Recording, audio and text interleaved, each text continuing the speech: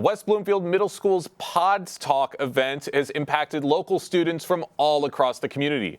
And Jonathan Jackson was featured in a West Bloomfield Today magazine as the keynote speaker for this event. And his presentation reached all 6 pod areas of the middle school, impacting approximately over 1,200 students with valuable life lessons. And here to talk about his experience, joining us on The Splash, we have motivational speaker and consultant Jonathan Jackson joining us today. Jonathan, good morning. Good morning, sir. How are you? Really good, and very interested in hearing about your experience with the Pods Talk event. How did that experience of addressing 1,200 students impact your perspective as a motivational speaker? It truly broadened exactly how I see our young kids of today. Honestly, with the merging of each school, where it was Abbott Middle School and Orchard Lake Middle School coming together, there's a lot of different things that are at stake as far as teachers actually connecting with these students. Also, the students really connecting with one another. You really want to make sure that they understand how important it is to get along with one another, to really put their best foot forward, to really try as hard as they can in order to succeed. That's absolutely right. Every single interaction is very important, whether it be with a teacher or with another student. What strategies do you use to engage middle school students and ensure that your messages resonate with them? I ensure that everything that I'm saying is from a non-biased perspective. So I make sure that they understand that I was exactly where they were at one point. I went through middle school, right? I went through West Bloomfield schools as well. I'm a West Bloomfield alumni. I've been through all of West Bloomfield schools when it comes to each grade level. So with that being said, I try to help them understand that, hey, I've been where you are. I understand what you're going through and I understand where you're going. And I want to help you get there in a smoother way, a better path, and make sure that you are making an impact along the way. I like that. You're making things very personal with these kids and talking about things almost from your own experience, but also showing that you understand what these kids are going through. And I really like that. And you just spoke about this a second ago, but with the recent merger of 2 middle schools into one, how do you think your presentation helped students adjust to their brand new environment? Honestly, I feel like a lot of the students were impacted by it because after I presented, they would come up to me and tell me what they took from it. My main points were about getting to class on time. Why is that important? It allows you to be punctual. It allows you to ensure that you're actually accountable for everything that you do. You might miss the most important thing in the beginning of that class or of that presentation. So you want to make sure that you're there. I also made sure that they're responsible over themselves, responsible over their items, responsible over the work that they do. Why homework and classwork is so important? Because it's really structuring you for the life that you want to live. If you're in the work field and you're in the workforce, you want to ensure that you are very punctual. You want to make sure that you get your work done. You want to make sure that if you have to bring work home sometimes, you're able to do that and still be as successful as you can be.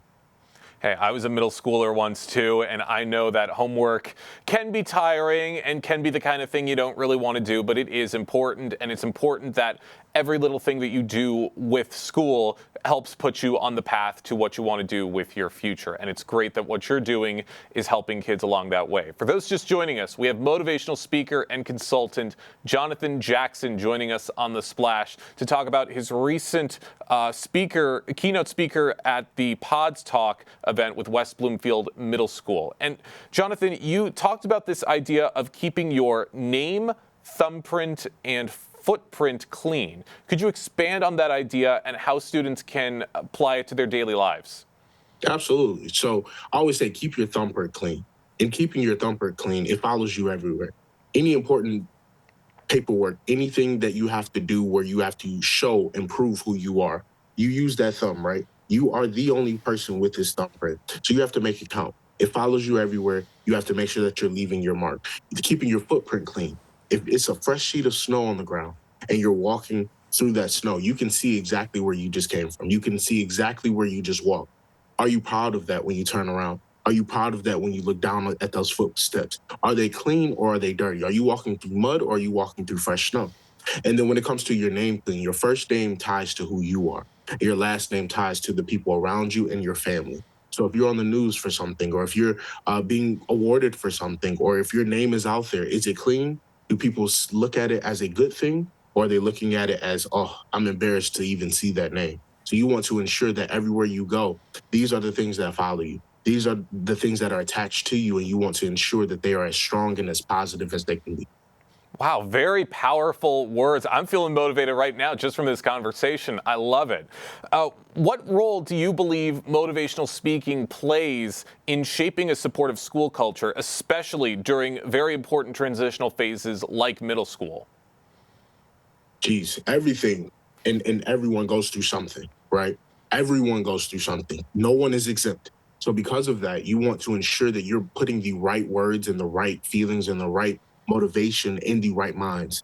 These are the new kids of today. This is our future generation. Those middle schoolers are walking through those hallways and they have no idea what's coming forward, right? But you and I being in the position that we're in, we actually know a little bit about what we've already been through and then some of the stuff about where we're going. So motivating the right students, it leads this positive role model feeling that goes around and goes about the school. And once you see the leader, you can be the leader. And once you are the leader, then you can impact other people to want to be the leader. I can imagine it's a very fulfilling experience, and it's great to hear about what you're able to do for these kids. But I can also imagine that it's not easy, and sometimes there are challenges that you might face when addressing younger audiences. And I want to know how you overcome some of those challenges. Honestly, by putting myself in their shoes. The main reason why I do what I do is because I don't want people to feel like I used to. So a lot of what the students are going through now or what they've already been through, whether it's attached to trauma, hurt, pain, uh, misunderstanding, feeling misunderstood, not able to communicate how you truly want to. I try my best to be there with them in that moment and meet them where they are instead of expecting them to meet me where I am. A lot of times it's hard for me to not bring it home because I am so empathetic to what they're going through. But at the same time, I'm able to split apart what is reality, what they're feeling, and then where we can go from there, right? Every setback is a setup for your comeback. So I want to ensure that they know that anything that they go through is just a minor setback for their major comeback. That's absolutely right, and that's very important for kids to remember. Jonathan, I got one more question for you before we let you go. How do you envision your role in the greater West Bloomfield community grow beyond events like Pod Talk? Honestly, I would love to continue to bring my already set programs to West Bloomfield. I'm already in West Bloomfield actively, but to all school districts, trying to ensure that they understand who you are, what makes a person, right? It's okay not to be okay. Allow them to incorporate certain activities that I have, certain seminars that I have, assembly setups, right? So that everyone can be impacted one by one.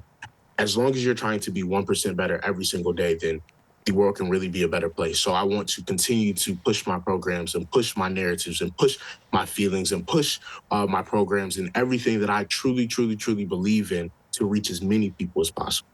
I love what you just said right there. Try to be 1% better every single day. That's certainly something I'm going to take with me, and I hope everyone takes with me as they see this. Jonathan, I want to thank you so much for your time in joining us today. Thank you so much for having me.